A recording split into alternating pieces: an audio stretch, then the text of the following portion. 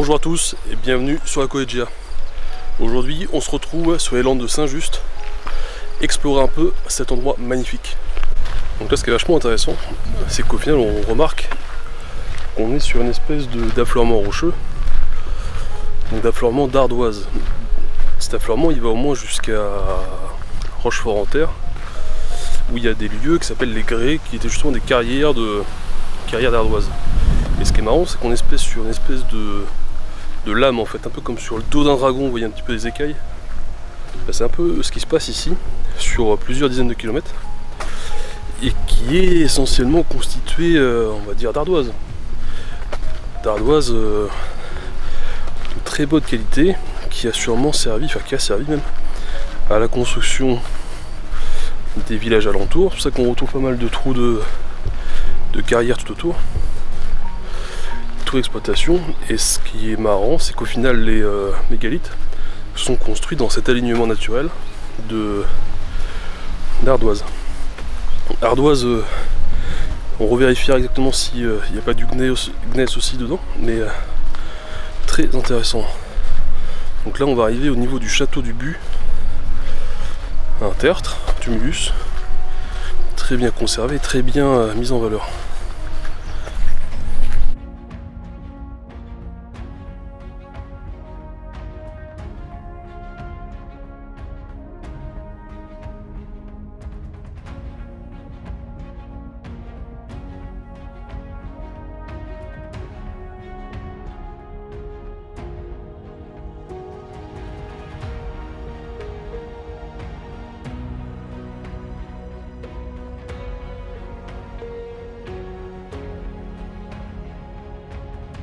Là on va se diriger un peu plus au nord-est, nord. On va suivre au final la crête naturelle qui constitue les Landes de Saint-Just. On va arriver jusqu'à un point où on retrouve beaucoup d'autres sites au final, donc des alignements je crois, mais surtout des petits tertres et des petits tumulus. Par contre avec un appareillage beaucoup plus léger. Le site est vraiment magnifique. Hein. J'aurais bien voulu voir à quoi ça ressemblait à l'époque. C'est vraiment très très sympa. Donc on peut voir derrière moi le four sarrasin. Donc c'est une petite sépulture d'appareil plus modeste, très belle aussi, très bien conservée, qui devait sûrement être, qui était sur un tertre complètement recouverte. On va essayer de voir, parce qu'apparemment il y aurait des pierres à cupules. On va essayer de pas marcher n'importe où pour pas défoncer le site. Là on voit bien une petite découverte. Pareil avec cette pierre ardoisière. Je crois que c'est ça dont il parlait. Parce que là on peut voir, en lumière rasante, on peut voir quelques cupules. Ici serait probablement taillé par l'homme. Juste en face. Et ce qui est intéressant, c'est que là on peut bien voir au final, je sais pas si vous voyez les veines, pas les plis, ou les comment est-ce qu'on pourrait appeler ça, les strates d'ardoise. Et en fait les strates d'ardoise sont vraiment bien dans l'alignement de tous les alignements en fait. C'est très intéressant de voir que il y a une continuité entre la géologie et ce qu'on voit au-dessus. Est-ce que les anciens ont vu ça aussi? C'est pas impossible.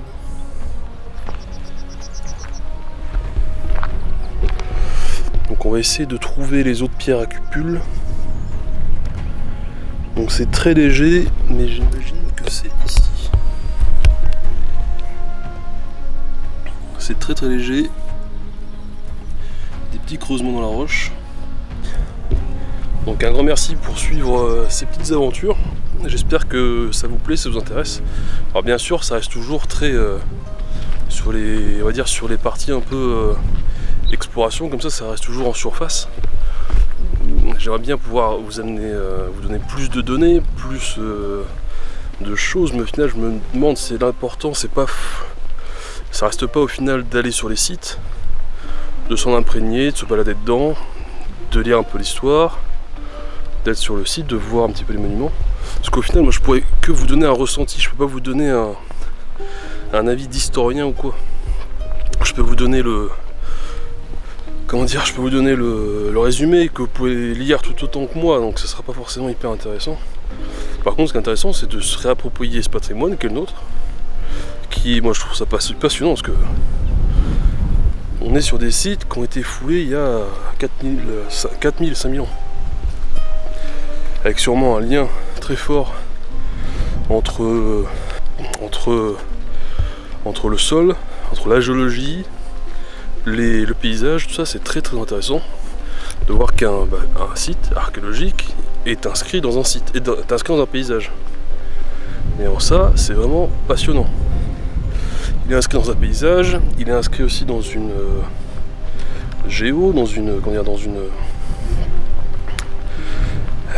comment dire, il est inscrit dans un paysage et dans un ciel. C'est-à-dire qu'on va autant observer le paysage alentour que, au final, eh bien, les phénomènes célestes qui vont se passer dedans. De plus en plus, on observe une corrélation entre ce qui se passe dans le ciel et les alignements. Et ça reste très intéressant. Mais surtout sur le paysage. Là, on a un paysage magnifique, on arrive sur un promontoire, peut-être qui est au final presque l'aboutissement de ces landes, quoi. Parce qu'il est coupé par un petit ruisseau, non, même une belle petite rivière. Donc là, on voit qu'on arrive au final à l'aboutissement des alignements. On voit bien les lignes naturelles de la... Donc on voit bien les lignes naturelles de l'ardoise.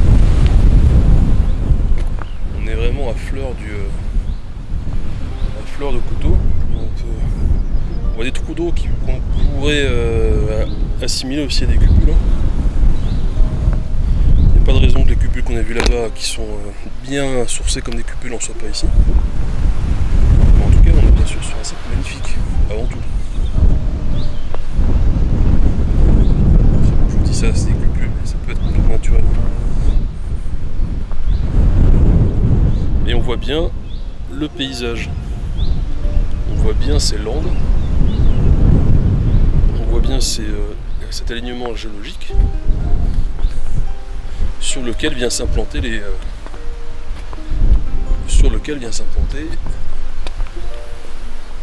un patrimoine bâti. Après, ça pourrait être aussi très intéressant au final d'aller voir un peu l'alignement géologique, de voir à quoi ça ressemble. Le rocher de Tréal.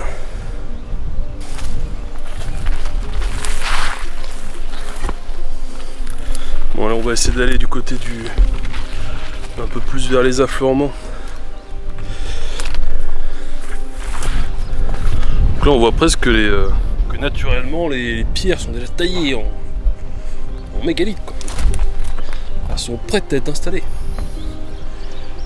Même pas besoin de travailler de trop. C'est vraiment magnifique. Donc là on peut bien voir la vallée. Ouais, ça pourrait être intéressant d'aller voir au-delà, là, voir s'il y a d'autres mégalithes. Et déjà c'était une petite exploration sympa, j'espère que ça vous a plu. Moi ce qui m'intéresse là-dedans, c'est surtout de vous amener sur des sites, qu'on partage un petit moment ensemble, mais surtout que si jamais vous passez dans la région, vous vous arrêtez puis vous allez voir par vous-même, quoi. Parce que c'est rigolo YouTube, mais pour moi il faut que ça débouche sur de l'humain, quoi. Sinon ça n'a pas grand intérêt, quoi. Putain, ça pique.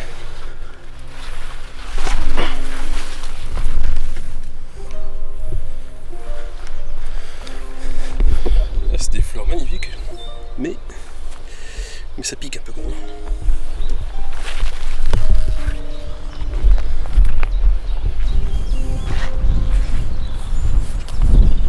Il y a vraiment des très beaux rochers, hein. Tout ça c'est vraiment superbe. C'est vraiment superbe.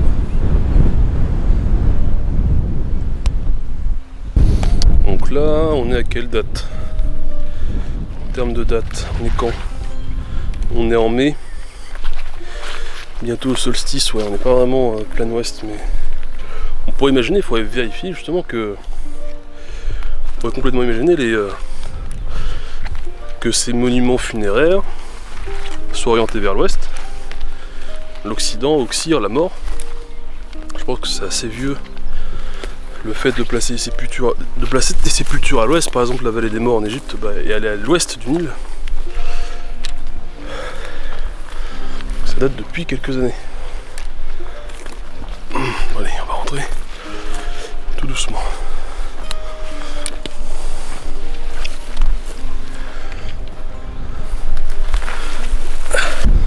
Bon, j'espère vraiment que cette vidéo vous a plu parce que ça fait 3 fois que je reviens ici. Ça fait 3 fois que je reviens là pour avoir des belles images. J'espère que ça vous plaira. Je suis venu la première fois, il flottait comme pas possible. Il y avait de l'orage, c'était magnifique, mais c'était un peu violent quoi. Pour le drone, c'était pas ouf. Le petit pépère.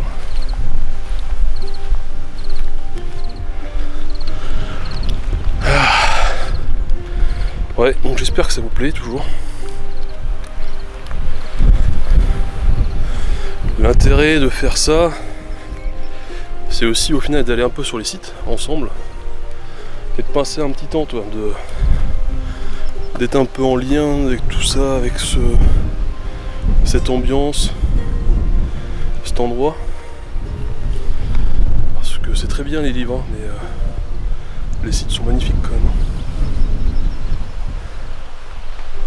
Les sites sont quand même sublimes.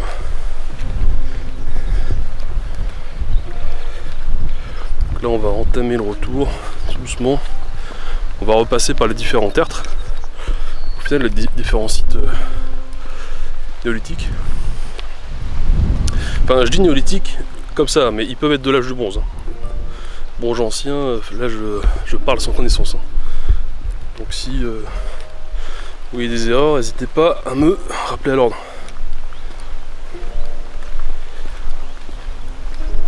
Alors bien sûr,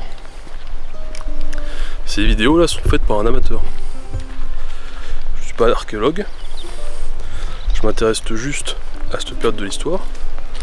Je m'intéresse juste au final aux méthodes de construction anciennes, à ces civilisations.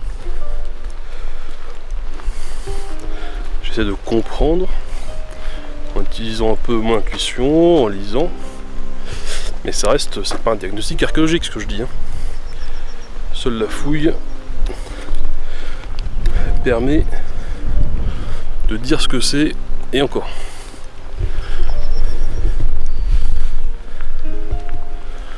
Enfin bon. Ça me fait plutôt plaisir d'essayer de communiquer un peu tout ça parce que souvent c'est des sites dans lesquels moi je me balade seul parce que bon, c'est pas... Je sais pas si c'est très intéressant pour tout le monde mais je comprends que ça puisse ne pas être hyper intéressant. Mais moi ça m'intéresse donc je me dis que tant qu'à faire on passe à côté autant vous y amener. Comme on a un petit peu de matériel pour de l'aérien et tout, ça peut être cool. Putain, je suis un peu essoufflé, il va falloir que je refasse du sport. Le confinement ça n'a pas réussi.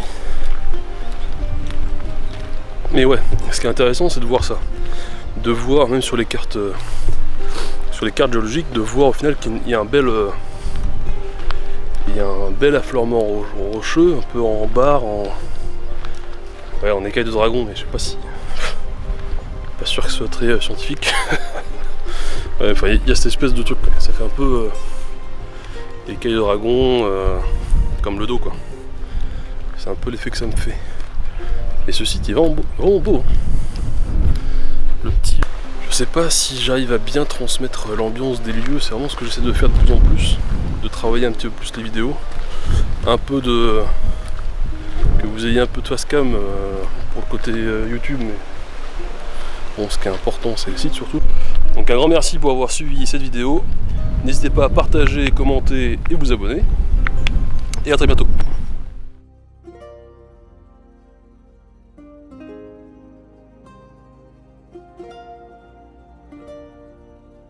Là ça va être reparti, vous voyez, c'est vraiment cool ce petit appareil.